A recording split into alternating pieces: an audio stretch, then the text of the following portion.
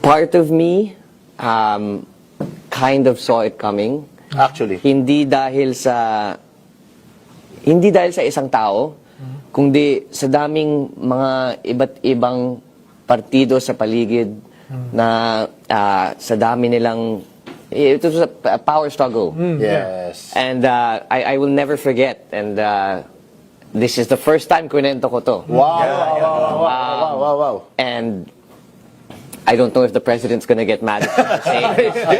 Andito na tayo. Andito na tayo. Mr. President.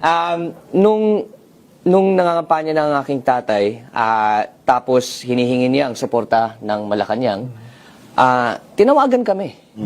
Pinapunta kami sa Malacanang. Pinahintay kami dyan, mga 2 oras kami nakahintay, nakatambay lang dun. And then, nakaharap kami. I'm never gonna forget. Andun kami sa Presidential Guest House, pinasok.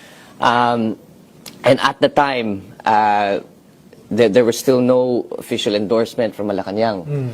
And Bumabanat pa nga yung presidente, no? exactly. And so we were supposed to meet the president at the time.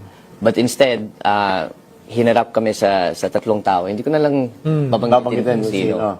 But we were put in front of 3 people, and they essentially, asked, ano plano mo, ano magagawa mo para sa amin, etc., etc. And then there was one person who's a sitting official now, hindi ko na lang sasabihin, but that's a clue. He's a sitting official now. Sinabi niya kay Pangulo na, sige, suportahan ka namin on the condition that kami yung mamimili ng ES, kami yung mamimili ng Speaker, kami mamimili ng Senate President, kami mamimili ng Secretary, basta marami silang hiningi. Marami silang hiningi. I can imagine them saying And then when we left the palace, tumingin tatay ko sa akin. Alam mo, kulang na lang papatayin na nila ako.